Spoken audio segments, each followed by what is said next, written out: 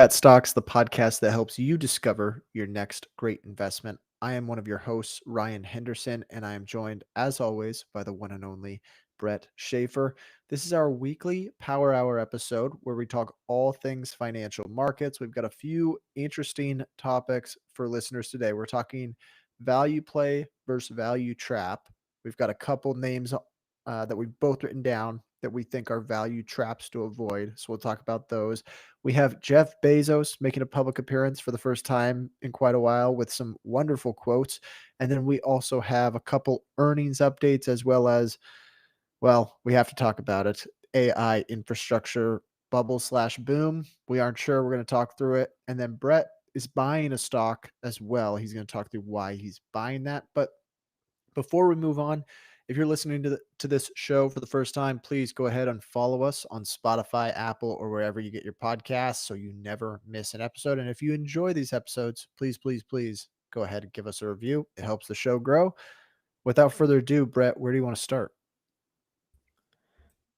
Well, Ryan, should we start AI infrastructure or should we not put you through that pain until halfway through the episode? I know you were probably so happy that Sam Altman decided to make tens of billions, well, even $100 billion partnerships that have what some may describe as insane gigawatt plans for these data centers.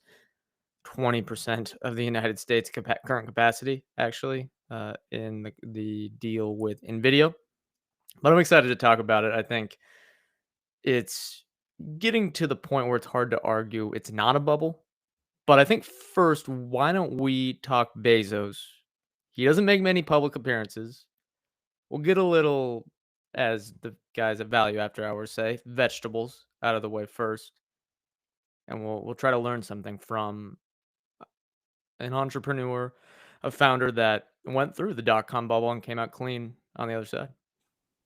Yeah, let's eat our veggies, so to speak. And this actually is a good precursor to some of the bubble talk that we're going to discuss later in the episode. But Jeff Bezos, who I would say is probably on my Mount Rushmore of favorite CEOs of all time, he might be number one, gave a talk last week at the Italian Tech Week conference. I guess I had never heard of this. And he rarely does public appearances since he's been retired, and especially business related ones. I can't remember the last time I saw him kind of holding court, so to speak.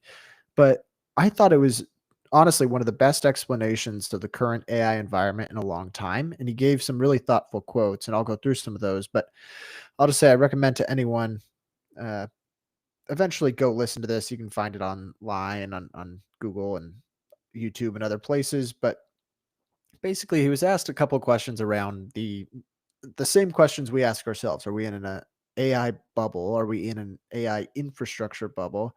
And he gave some really good quotes. So here's one. He says, Benjamin Graham, the great investor, is famous for saying, in the short term, the stock market is a voting machine. In the long term, it's a weighing machine. And so, as founders and entrepreneurs and business people, our job is to build a heavy company. We want to build a company that when it is weighed, it is a very heavy company. We do not want to focus on the stock price. So that will be misleading because it can be disconnected from the fundamentals.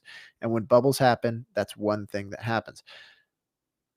Sort of ironically, he says, the quote, you want to build a heavy company.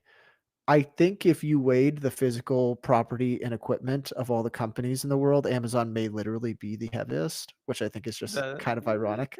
yeah, commodities might beg to differ, but I think Amazon's probably up there, literally heaviest.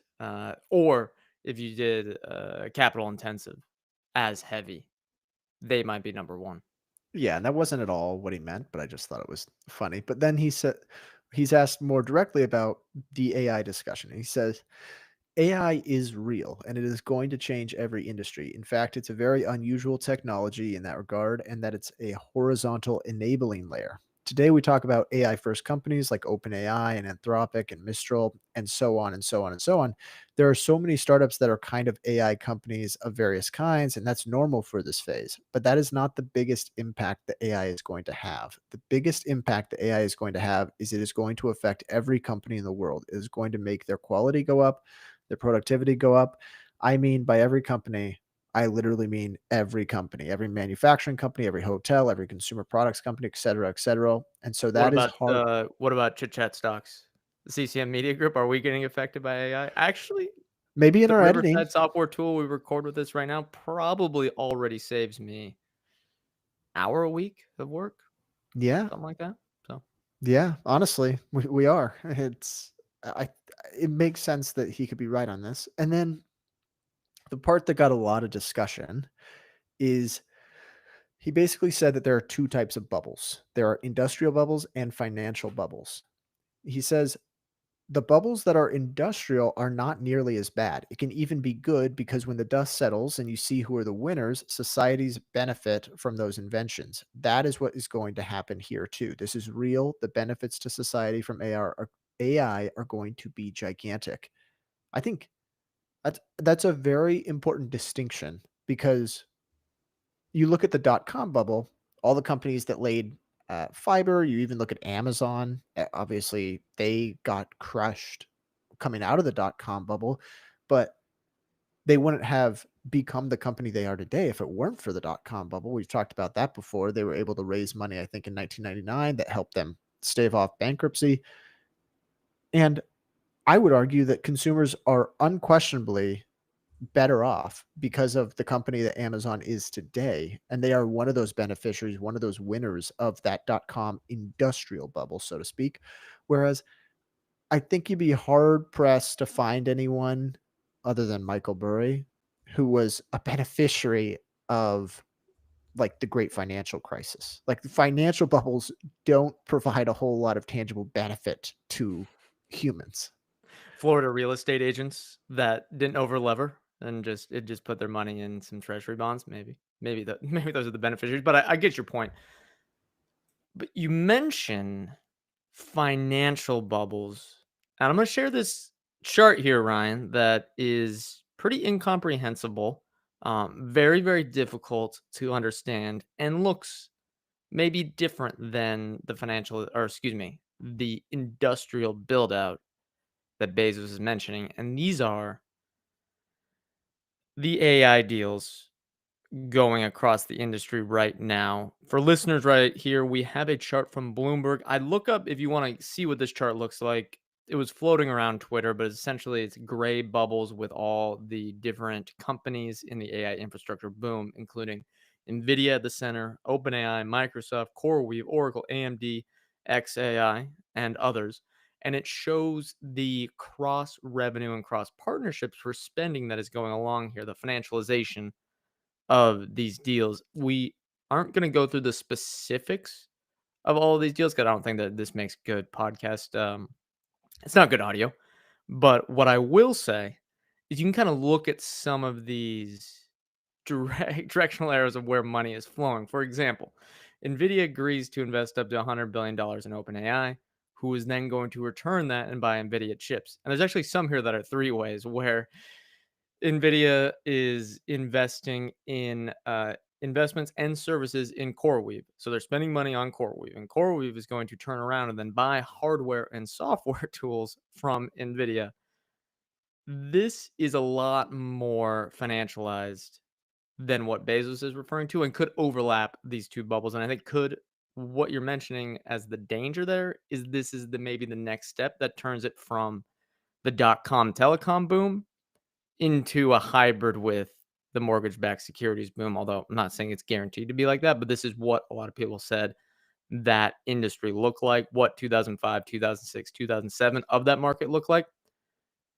You look at what OpenAI is doing with, for example, AMD, where they get these warrants on the stock at like 1 cent. And then if the stock price booms and it's, I think, 3, 4, 5 times from now, or maybe it's a market cap level, well, then they get a large ownership in AMD. But if they just keep doing these type of deals, it's just going to lead to more revenue for AMD, and it becomes extremely circular. And at the end of the day, maybe I should stop sharing the screen here. At the end of the day, we are taking, for example, let's just hypothetically, we're taking the capital expenditures the invested capital of the return on invested capital equation, and we're 100xing it. So the denominator is going up by 100x, which means to maintain return on invested capital for these big tech companies, we need to increase the return, aka the profit, by 100x. That's So all I gotta say. here's where okay.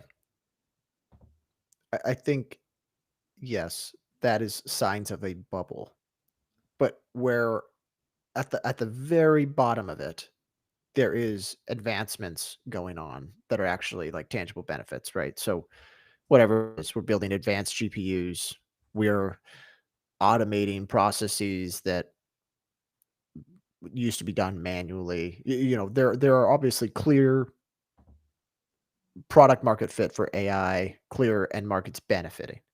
So, Sure. yes, it is a bubble, but I would argue that it's not a financial bubble, and I think that's the point Bezos is But trying to this make is here. what A bubble but is a bubble. And they are this same thing building happened in the dot com though, right? they are building a financialized bubble with these deals.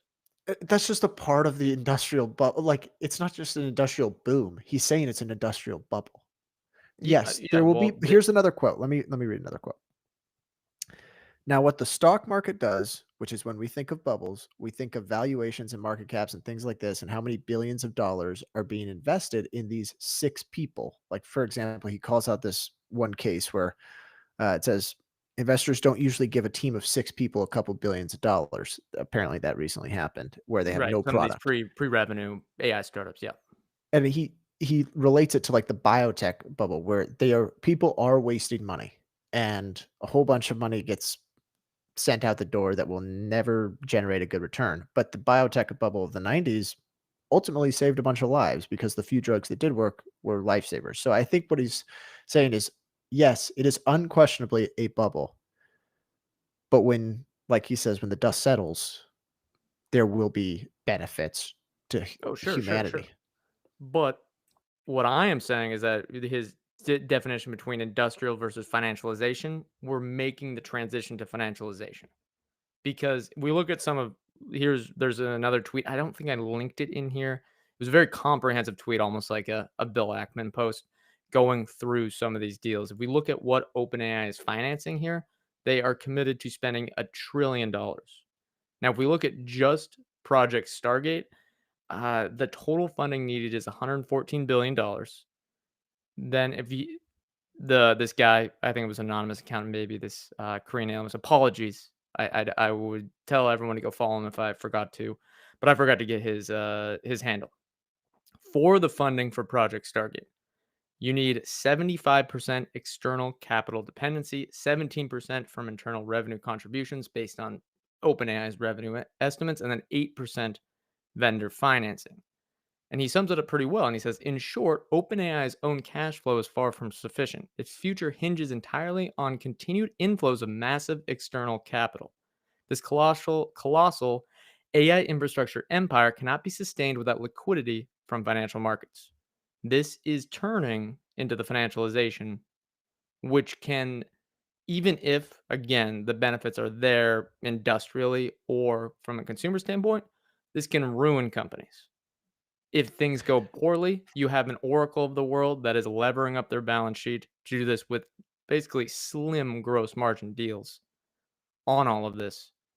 Sure, the people are still going to use ChatGPT, but what happens if the equity goes to zero? That company doesn't benefit, but there will be some winners. And so, okay, I think that's what he's when I think of a pure financial bubble, there's nothing going on under the hood that's benefiting, like, When has had that industrial. happened? I think you could argue the GFC was a pure financial bubble. Now, do you think there will we're betting on a I lot of guess benefits here now. homes were built, maybe, so maybe you Yeah, can call it an industrial bubble. you can benefit as a what, an investor in homes in 2012? Aaron Edelheit moved to Santa Barbara. Yeah, yeah, maybe.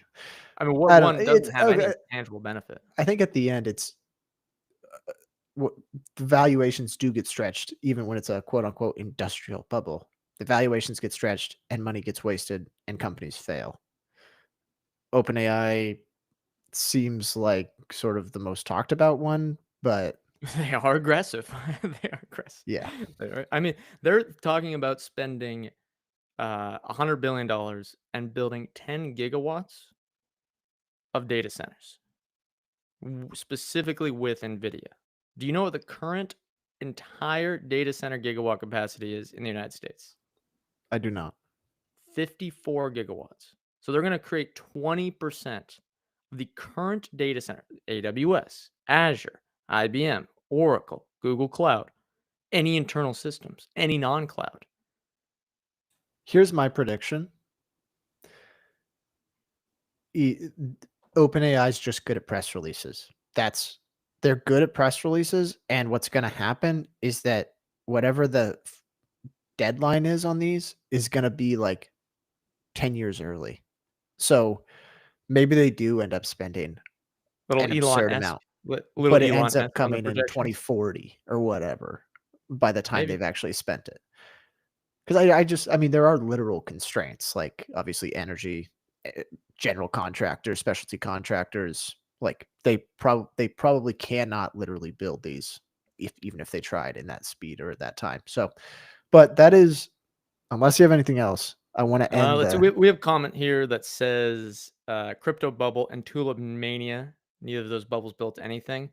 Also, the 4,000 year bubble in gold. I jest. Congrats to anyone that holds a lot of gold. You've had a great run, but that technically is not a non productive asset.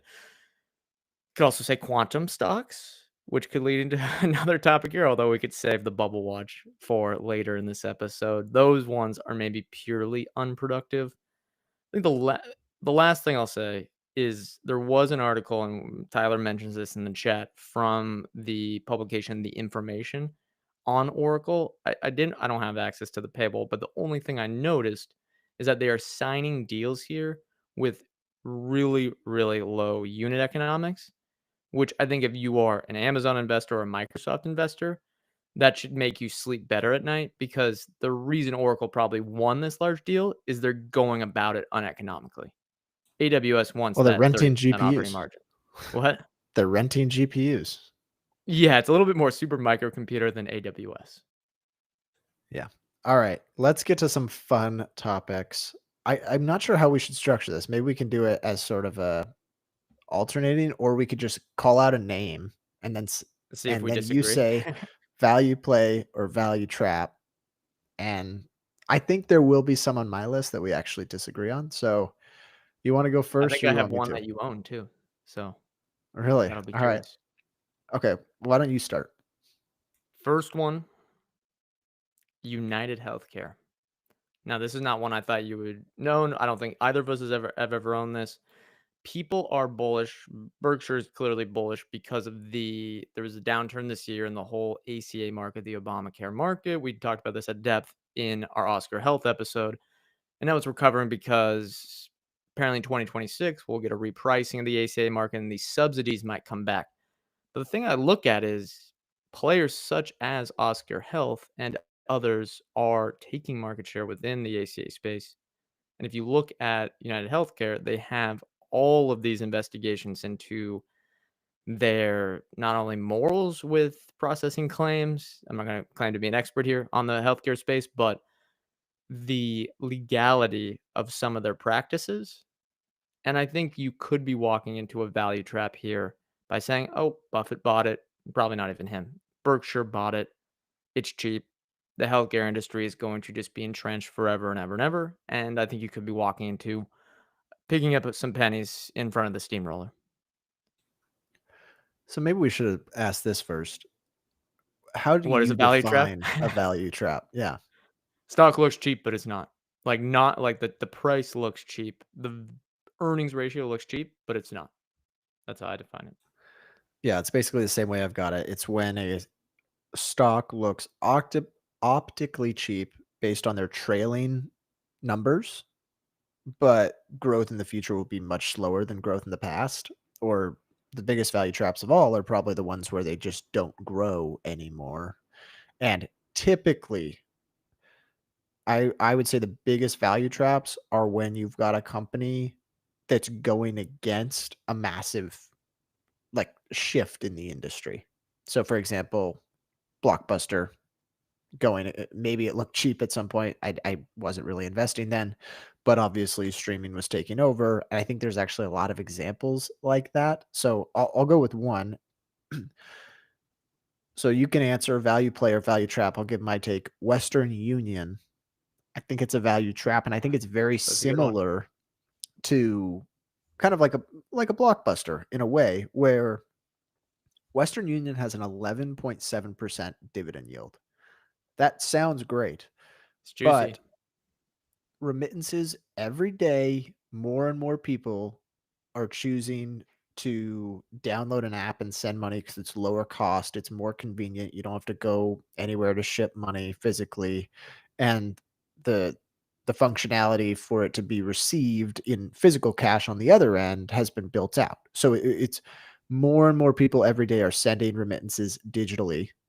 Western Union has it's not like they were oblivious to this. They've tried to build it out, but they are just innovator's dilemma that, they aren't as digital native and they're struggling to build out the same sort of consumer experience or erode their current unit economics the way someone like a Remitly or a Wise can come in and do. So even I though it's agree. It's why Remitly is one of my largest holdings. So yeah, 11.7% dividend yield, don't reach for yield, don't fall for the value trap. That's my number one, Western Union. only reach for yield in tobacco, right? Well, I've got a That's where value trap here in a second that we can talk about. Yeah, hey, I might agree with you on that one, but we'll make sure to check on that total return over the last 10 years. All right, I have one that I think this is the one you own. And it's not that I think it's a value trap, but I worry it's a value trap. And I've heard your worries on this company as well. Ally Financial. Deposit growth is stagnated. Stock looks cheap, but we see the SoFis of the world gaining market share on them and kind of disrupting the original disruptor in online banking. I feel like they could be a value trap. I agree with you. I sold it. That's for that exact There we reason. go. It could they could double their earnings per share over the next 4 or 5 years, which would make me kind of look dumb, I imagine, but I'm not worried. Like, I didn't sell it because of the net interest margins. I sold it because I think their advantage as the disruptor is going away, and it's so Yeah. much more competitive today We're, between we're not we're not saying these are 100% value traps. This is something we'd be worried about being a value trap. And if you're right that it's not a value trap, the stock is going to do phenomenally well. But that doesn't mean you should own it in the first place just because the outcome is in your favor. I'd rather own something I'm not worried about as a value trap or is the one, tr- you know, taking the value a la Remitly versus Western Union. Okay, here's a controversial one. PayPal, where do you stand? That was the next one on my list. The numbers keep looking better though. And they keep they Venmo notifies me every day that I need to sign up for their debit card. It's about 10 years late. We all got debit cards. You should have been doing that whenever one was 17, 18, 19 years old, adopting Venmo, which we all did 10 years ago for people our age. But I would like to look at PayPal's like earnings per share growth. I mean, we can probably pull that up on Fiscal AI pretty quickly here because we've called it a value trap for the last 3 years. And the stock hasn't gone anywhere, but I feel like all of their financials just keep getting better. Yeah, I'm pulling it up on Fiscal AI right now. So I initially, when I wrote this one down, I thought for sure I was going to be saying this is a value trap. Like that was the take I was ready to have. But the more I looked at the numbers, it is not as bad as I would have thought. So when I think of PayPal, I think of branded checkout. And I think that's still probably the cash cow for their business. Maybe it's a little more opaque the way they report it now, if I'm not mistaken, but basically that really was the cash cow. And that is basically the button. When you think of like going to check out somewhere, you see the PayPal button, the margins on that are really good. Same with they used to make a lot of money from remittances, but I imagine that's kind of disappeared as well. branded checkout, I think, is at complete risk of disruption from the mobile wallets, and that's probably why PayPal gets the multiple that it does, is the pressure on that business specifically. But when we look at like total payment volume across all their apps, Keeps growing. it keeps growing. And you can say, oh, well, that's coming from Braintree. That's lower margin. Revenue's still growing too. And Analysts it's inflation protected. Yeah. analysts are expecting about 5 to 6% annual revenue growth. Right now, PayPal trades at an EV to free cash flow of 12 times. What about PE? I think they have some net interest stuff, so cash flow might get wonky. Let me check real quick. Shout out to our This is a friends at test. Fiscal Yeah, this is a AI. test on Fiscal AI's new updates and the 16. speed of the platform, right? 16 times. All right, that's quick. We can do that. Load it up during the live stream. That's the fastest test because he does slow down when we're live streaming in HD to YouTube. I have Yeah. earnings per share growth 2014 to 2013, excuse me, to the last 12 months. 0.8 cents a share to $4.70, 17% compound annual growth rate, just hit an all-time high. Hey, could I work. I Not for think me I though. may have convinced myself that this is more on the side Not of a value value trap. play than value trap. All All right. right, here's my last one. Match Group. You might have had it on your list. Well, it was a value trap and I was wrong about it. And I think it still could be a value trap.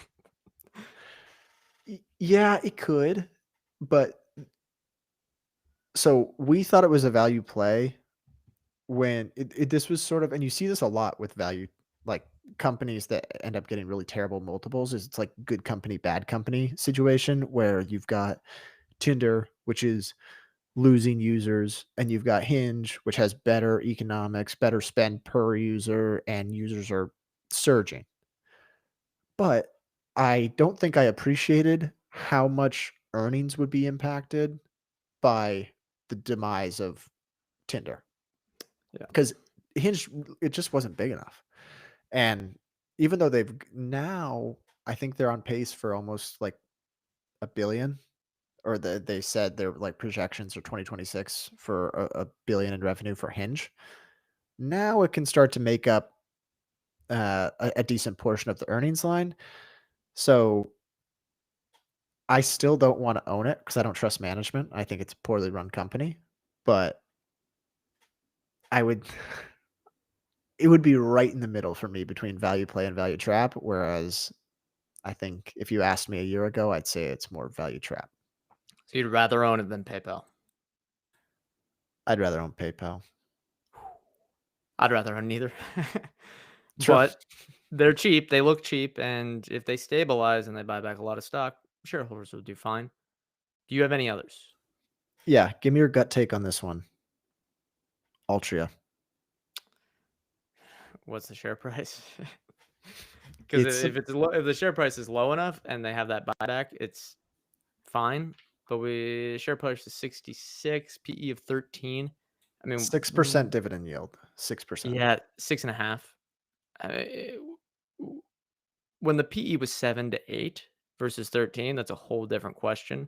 And I think you could be very comfortable with large volume declines and still make money and come out of it. I think now e I don't even know if I define them as a value trap because the stock's up 31% in the last year, 62% in the last 5, and that's just nominal. Um, but I agree, people maybe today, if they were overrating volume declines when the stock was at 40 in January of 2024, I think they may be underrating them right now because they have nothing in next generation products. Yeah, this is 100% a value trap for me. The and it's weird to say that for the company. I guess you could have asked, like, is this a value play or value trap for the last 20 years for Altria? Maybe even longer. And they are technically, if I'm not mistaken, the best performing stock of the last 150 years. If you held like the old Philip Morris company till today and got it when it Yeah. split. But you cigarettes dominated for a century, and now I do think there's like a complete industry shift going on, and they're being left by the wayside as people move to illicit vaping and other forms of nicotine. And Yeah. I think that's showing up in the volume numbers because at first it was like, oh, it's just like cycle. Sometimes they have worse volume declines in the cigarette portfolio than normal. But now we've seen pretty much 3 years in a row of 10% volume declines annually, which is way worse than they were seeing 7, 8 years ago. So I would lean towards value trap here. Plus the stock's up a lot, so it kind of helps me there. Yeah, there's difference between 10% dividend yield and 6.5. I kind of think they eke out earnings per share growth and dividend yield of 6.5%. You do fine, but you're not going to crush it. Like the last 2 to 3 years total return level, if you reinvested dividends, very, very good for Altria. The next 5 years, I would think, is I'm not buying. Yeah, no way I'm buying that here. Okay, one more, and I think we'll be on the exact same side of the fence here. I'll read off some multiples for you first. Okay. EV to free cash flow, 16 times. Dividend yield of almost 4%. The company, which I know, not that cheap. The company is SiriusXM, Oh yeah, value trap. this is a dying company. Hate to It's say it. insane that it's not even a value trap, it's just a short, honestly. This is This is gonna be your first short ever? it is so and it helps that I hate the business. Like, Yeah. a huge part of their model is making their plans uncancelable. Like, you gotta go through the gauntlet with customer service in order to cancel your plans. But the headline numbers, if you look out 20 years, pretty good. 15% annual revenue growth since, like, 2004. But now with audio streaming moving completely to mobile, total subscribers and ARPU they just decline every single quarter for, like, the last, I think, like, 10 quarters. It's been bad. So, Yeah, you gotta worry about people worrying about Spotify. You gotta worry about Spotify getting disrupted by the YouTube bundle. Like this isn't even a question. No one is debating on if to use SiriusXM because of their exclusive podcast strategy. Yeah, I agree with you completely. Value a trap. and there's a couple businesses that are like this where it's not necessar it's not like you're gonna see instant churn where, like, customers just automatically leave. Like, there's probably SiriusXM customers who have had it in their car for whatever 30 years, and they're 60 years old. Oh yeah, they'll be around for 10 more years. Sure. Right. But it's just a melting ice cube because the younger generation's nowhere near signing up for those products. It's same with Western Union. So, I assume people that have just stuck with Western Union might continue to do so. Same with SiriusXM. But ultimately, as the population ages out, they're gonna have probably half the customers in 10, 20 years. So, yeah, those are the ones I don't think you wanna end up, as you said, picking up pennies in front of the steamroller because they just have to fight a terrible headwind. All right, here are my last two. Argentina and China. Oh, no, that's too tough. I can't China, I have no clue. Truly, I have no clue because I actually don't track that many Chinese stocks. I know Alibaba's up a lot this year, but that's, like, it in terms of who I follow. Uh, Argentina, we just did a whole episode on George Soros, and it gave me a lot more confidence that I have no clue what I'm doing when it comes to currency bets or country, like, risk. Well, that's a good segue to this next topic because Argentina is running out of pesos, apparently. There was a good long form thread that I found from Brad Setzer. I think he's an economist. And I guess the too long don't read for the podcast. Argentina, or excuse me, they're running out of dollars to sell in their foreign currency reserves to defend the peso peg to the USD exchange rate. There was actually a tweet just today from Treasury Secretary Scott Bessent, which is sent. It was very long, but they're trying to create confidence here. For example, he says we had intensive meetings, blah blah. We talked with their, I'm assuming that's their Treasury Secretary equivalent. We discussed Argentina's strong economic fundamentals, including structural changes already underway. Argentina faces a moment of acute illiquidity, and we need to act swiftly, and act swiftly we will. To that end, we have directly purchased Argentine pesos. Additionally, we have finalized a $20 billion currency swap framework with Argentina's central bank. For anyone that hears news that we gave Argentina $20 billion, that's technically not true. We're swapping it for pesos. If the peso depreciates by 90%, then we lost a lot of that money. But it's not Then we gave him giving 20 them billion. money. What? Then we gave him 20 billion. Yeah, kinda, yeah. Yeah, but we still technically didn't give them. It's a swap. This is good though. I mean, if you're, I think this would be reassuring if you're, Yeah, to get 20 million people out of poverty, I think it's worth it if that's what happens. and just to have Scott Bessent as sort of an ally in this situation, I think they're in a good spot. I agree. Now, the question is, do you buy CAP, the Argentine airport company? Do you Well, I'm a fade the news? shareholder You're a shareholder? of like Small a shareholder, right? tiny starter position because I Starter was position? worried exactly about this. Was like, what's going to happen when there's some big currency or country risk? How will I respond? And I realized pretty quickly, like, I feel uncomfortable with it. I'm But trying to get our Latin American correspondent, Ian Bezek, back on the podcast to reassure you, right? Because he's an yeah, expert on all this stuff. I need to borrow So, some hopefully, we'll have conviction. that sometime in the near future. It it would certainly reassure me and feel make me feel more confident in buying shares of any Argentine companies that I like. And yeah, I actually think that quote from Besson, I'm glad you said it because maybe I will add to my Corporacion American Airports position, which is just the main airport operator down there in Argentina. What Trades at else? 8 times EBIT. Yep, Yeah. that's a good Do asset. we want to talk about Pepsi earnings? Let's do it. Pepsi, then we can do Delta, and then we can do the stock that I bought.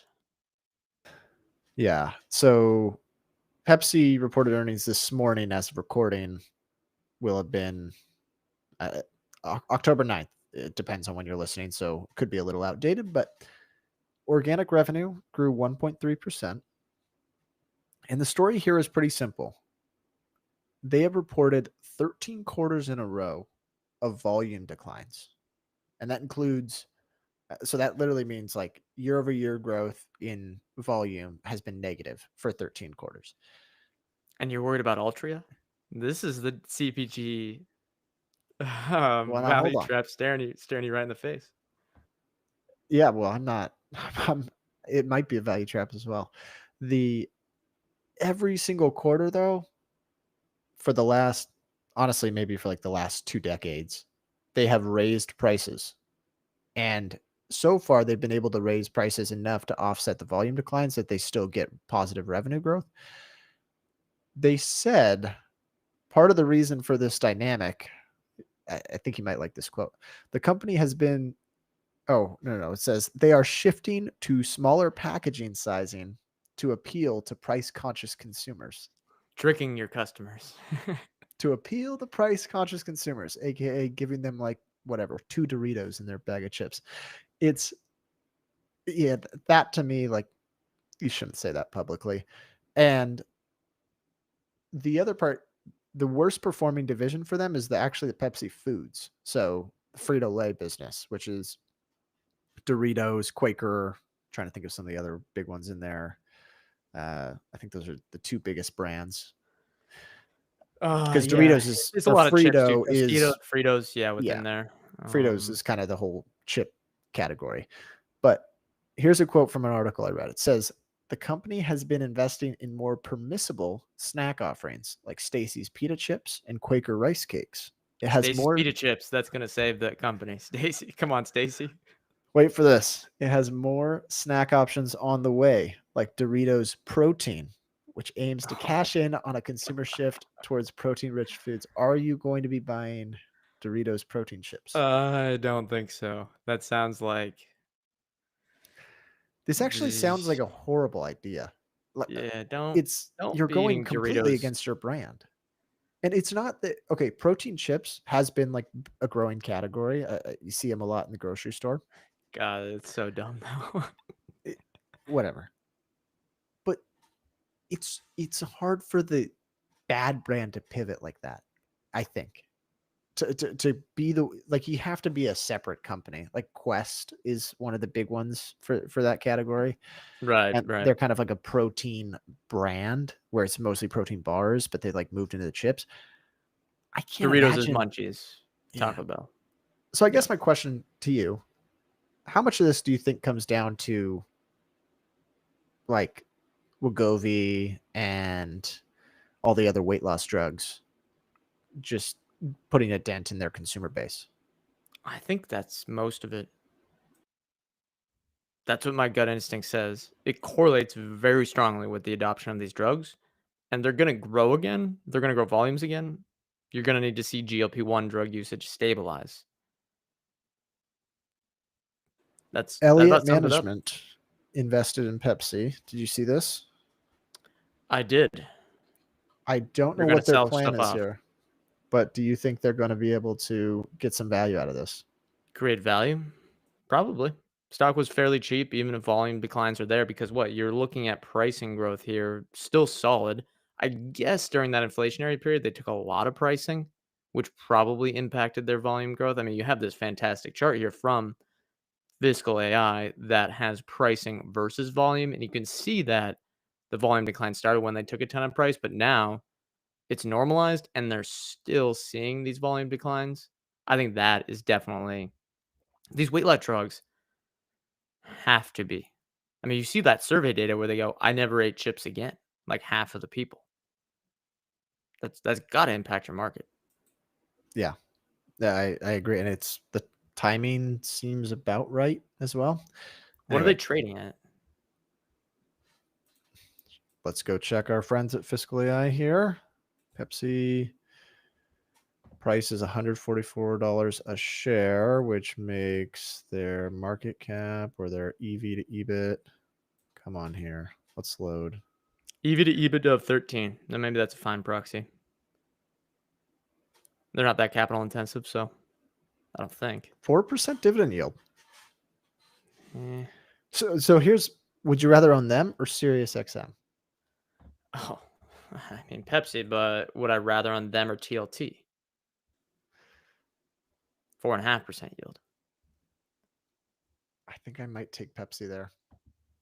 over TLT. Mhm. Long term treasuries. We I can mean, check. not We'll not timestamp not it. really, but, like, in theory. Like, I'm not actually gonna I don't have any interest in buying Pepsi for my personal portfolio, but if I were betting which one had better returns from here, I would probably take Pepsi. The only I use TLT as, like, just waiting. Like, so I know I'm getting a positive return until I see a better opportunity with my other stocks. That's basically how I use it. Yeah, and it's a good hedge for it should do well during a downturn, unless it's Oh, super that high yeah. inflation. Let's, do we wanna talk Delta earnings or the stock you are buying?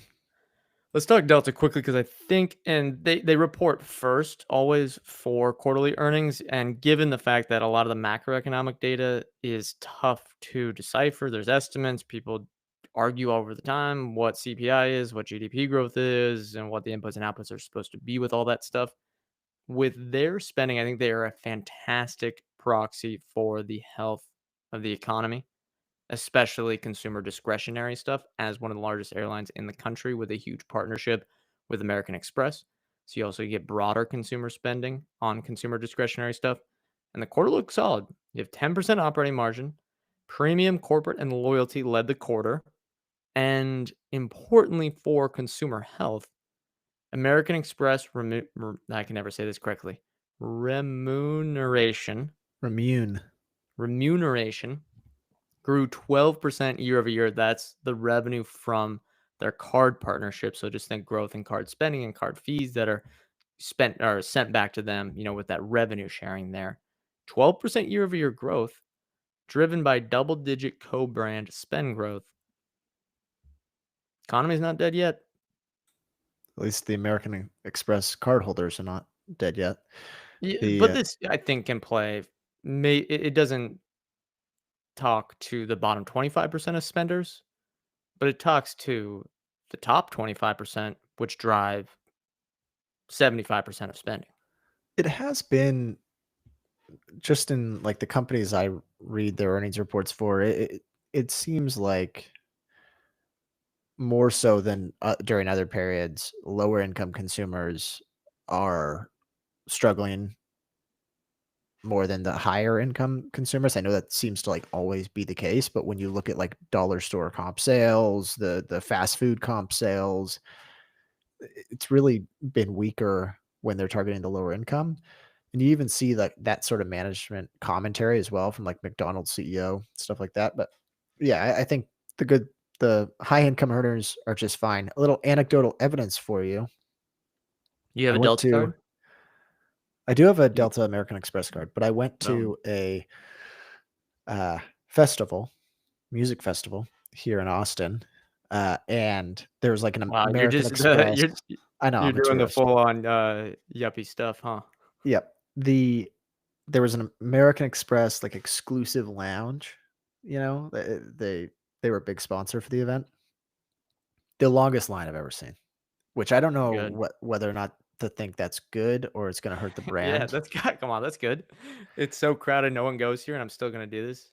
I know, but okay, that is, like, a funny oxymoron of it's so crowded, no one goes, but it does genuinely ruin, like, the allure of an exclusive lounge if anyone can go, right? Well, you have to have a card.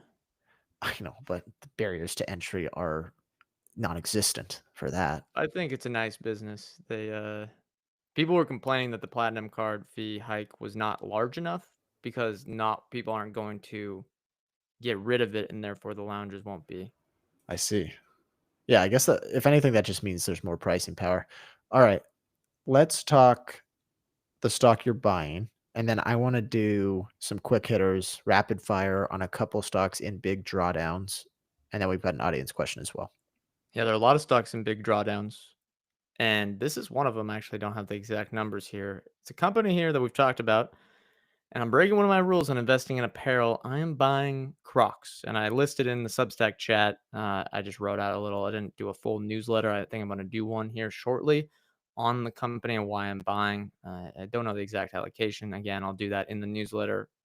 If you want to talk about stuff I'm buying or selling, do that. I do that in the chat and the newsletter, which the link will be directly in the show notes. I just have a couple of lists of what made me want to buy a little bit of an invest versus then investigate scenario where I've followed the company for many years, but I don't have like my full on model and write up and thoughts fleshed out.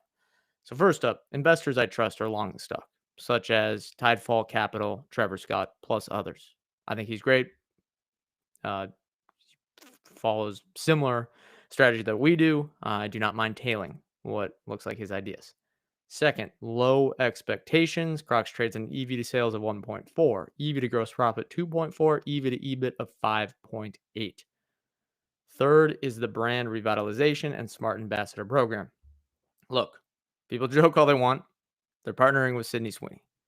They're partnering with Millie Bobby Brown, who's a famous actress. They have a partnership with a Bollywood actress in India. I checked. She has 50 million Instagram followers. These, I think, are very, very smart things to do in order to drive sales for young customers.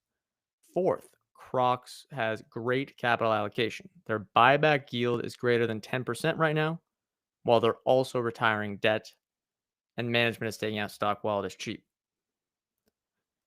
That's about it.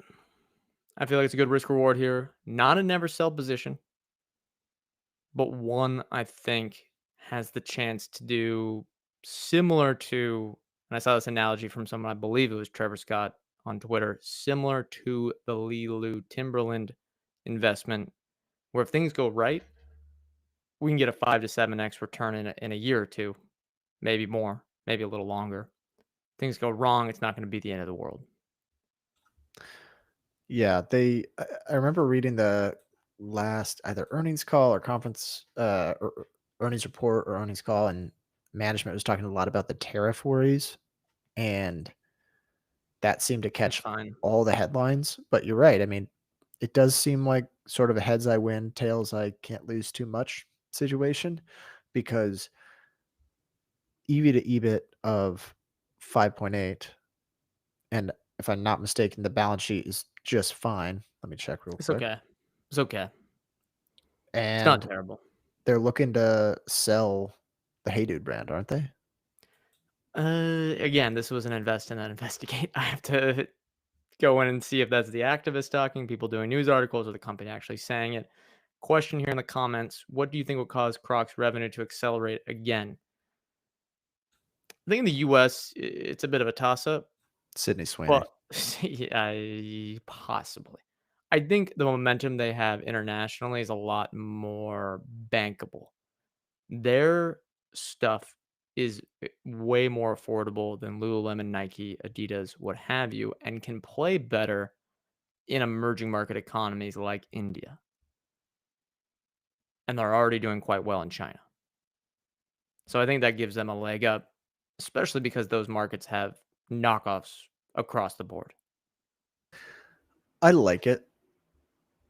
It kind of intrigues me. I might look into it myself, but I remember reading one of the worst responses I've ever seen to criticism from shareholders from its CEO, or maybe its former CEO now, I'm not sure. They asked, "Why did you buy the hate?" The CEO blamed shareholders for him buying Hey Dude. It That's why the stock's at six he's times EBIT. probably is. He was like, "Well, shareholders wanted us to diversify." I kept saying no, but had to buy Hey Dude. It's like, oh yeah, you're the victim here, sure. Anyways, Yeah. but no, the brand is still strong, and I could see this totally working out. Get a Think little of that multiple buyback. expansion. Yeah, Come on, that buyback's gonna work eventually. It's a high risk, high reward position. Uh, I'm I don't have the calculation in front of me, but I'd make it probably max 3% at cost. And if it go like this is one where if it goes up by 3x, I'm just gonna sell. It's not one of my yeah. never sell positions where I'm comfortable holding at a premium valuation. That's how I'm looking at it going in. Because I would always be uncertain about future growth with Crocs. I no matter how well they do for the next 10 years, I would still in 10 years be worried about future growth. I think that's just kind of the nature of apparel, honestly. All right. Rapid fire stocks for you. Let's just go first impressions.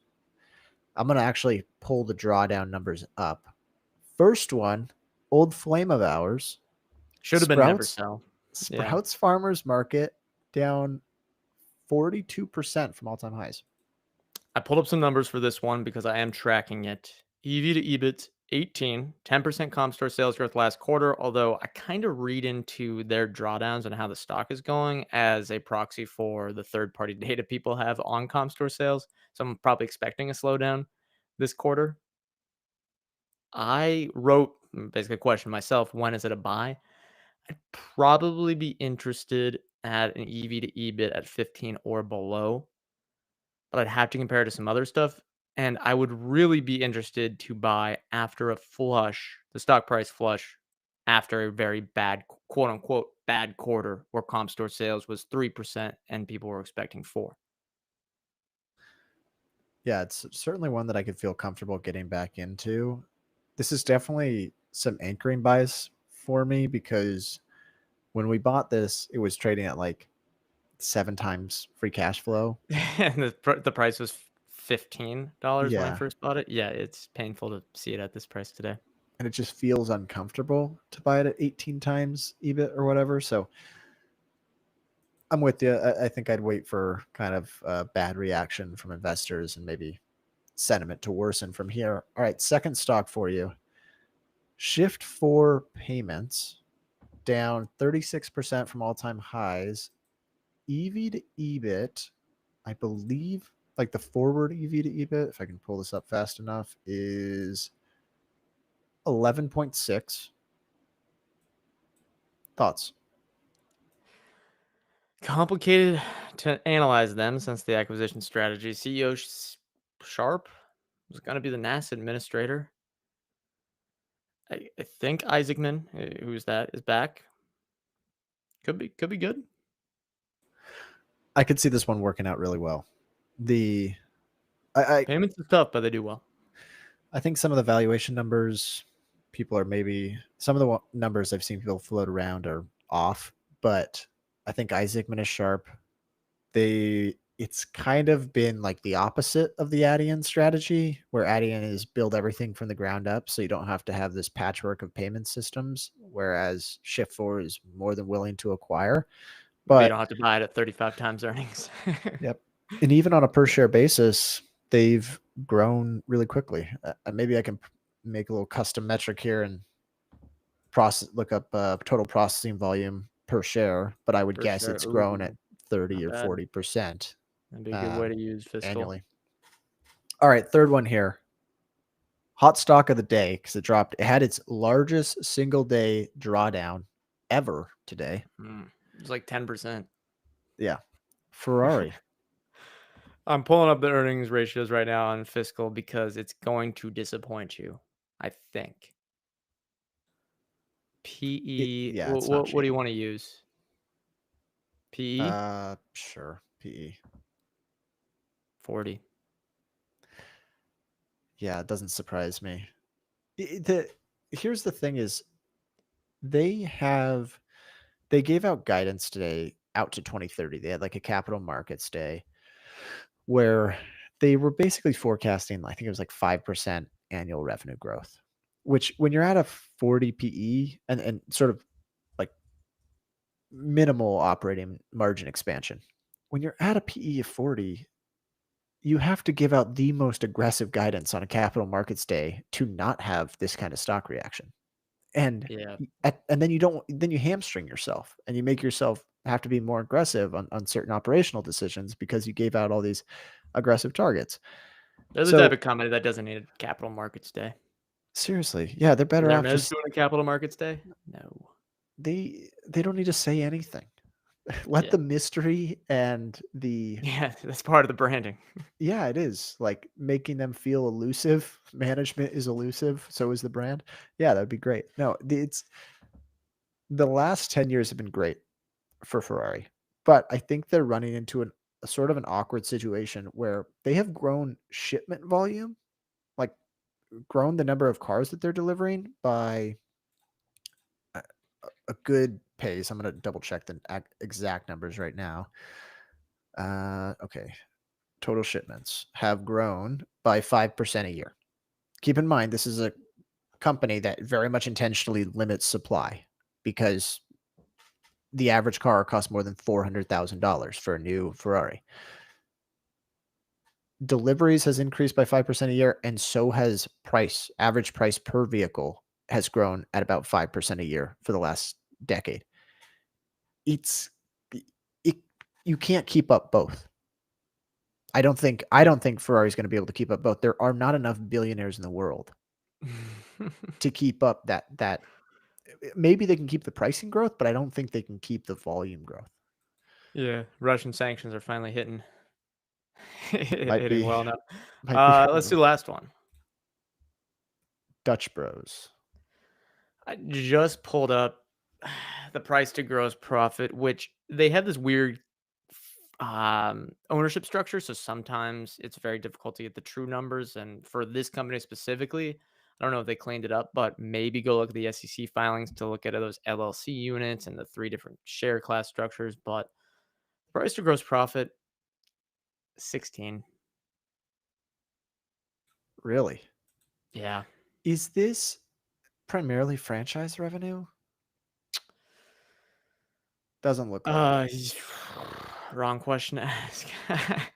You're asking the No, wrong it's person. I don't follow him I'm closely enough. EV to EBITDA 30, EV to EBIT 54. I shout out to Fiscal.ai again. I know we've been using them a lot today. Company operated stores revenue 1.1 billion, franchising revenue 100 million. So, The mainly store now. Yeah. right. Yeah, I'm not interested. I love the concept. Well, not Yeah, really good that much as a restaurant. customer, but they do a good job, and there seems to be good like, I'm in Texas here, which is an expansion market for them, and the brand affinity seems to be pretty strong. The stores I see seem to be pretty busy, Yeah, so they're like the opposite of the pioneers. They're moving east. yeah. Yeah, that's true. Alright, that is 4 companies rapid fire. If there's one that stood out to you the most to be interested in, which would it be from those? Yeah, gotta say Sprouts. It's the most close to buying, and I'm very confident that they are astute capital allocators. If Sinclair and his team are still there. I think I'd probably go with Shift 4, but obviously with Sprouts, it wouldn't take a whole bunch of research to get back involved. Uh, True, it's a very clean story. yeah. Clean food, clean story. Okay, last question. We can hit this really quick because I know we're running out of time. Listener question. One of our listeners asked, what sectors are underappreciated at the moment? Do you have any that are top of mind for you? Stuff that looks cheap to me right now. It's hard to say any specific sector because I'm seeing a lot of opportunities internationally, as well as just random situations of companies that are facing what I believe are temporary headwinds. But I'd look at consumer goods, consumer discretionary, because you're seeing stuff. And I know you can't buy everything, and I say never invest in apparel, but there's companies like, and not just apparel, Crocs, Lululemon, and others that could be good opportunities if you're confident in the moat, management team, what have you. What do you think? Consumer, yeah, I agree, and especially because you've actually seen sort of a material slowdown in the numbers for some of the brands, like Pepsi, like McDonald's. Actually, I think McDonald's has been alright, but some of the other fast casual and fast food restaurant chains. So, maybe they're underappreciated, but I think the valuations, last I checked, I'm not that enticed. One of the ones that seems to be neglected, and you kinda have to be choosy here, is Quantum legacy. stocks. No. I would say older software businesses. Anyone Fast, like, yeah. I mean, Salesforce, Adobe, a lot of these Monday.com, the valuations are still a little stretched, but relative to history, they've come in because they all I mean, Monday.com dropped a ton because OpenAI launched some marketing thing. Are we really gonna do this whole thing again where every press release OpenAI has, it affects some publicly traded company? I guarantee you Monday.com's customers don't care. So it's those are ones where I think there's a people are underrating the customer lock-in, and everyone's just saying AI disruption, here it comes for Adobe and Salesforce and, the work operating system type businesses. It takes so long to switch those systems out, and most people just don't do it. So I would be and they're definitely not gonna do it for, like, the new AI solution and risk their job by buying the terrible software that everyone then has to use. So I think some of those are worth a look. Yeah, you're not gonna be able to go, "Claude, kill Adobe for me." Write me perfect creator software code, make no mistakes. Yep, yep, exactly. Alright, that's gonna do it, everyone. Thank you for listening. These go live, most Thursdays, 5 PM Eastern Time. You can join on the YouTube page, or you can watch the replay on YouTube, listen to the replay out Friday mornings on Apple Podcasts, Spotify, wherever you get your podcasts. Give us a review, preferably 5 stars if you wanna support the episode that can or excuse me, the show. That's the best way to help us grow. We are not financial advisors. Anything we say on this show is not formal advice or recommendation. Ryan and I or any podcast guests may hold securities discussed in this podcast, may have held them in the past, and may buy, sell, or hold them in the future. Thank you, everyone, once again. Thank you to everyone joining in the chat, and we'll see everyone next week.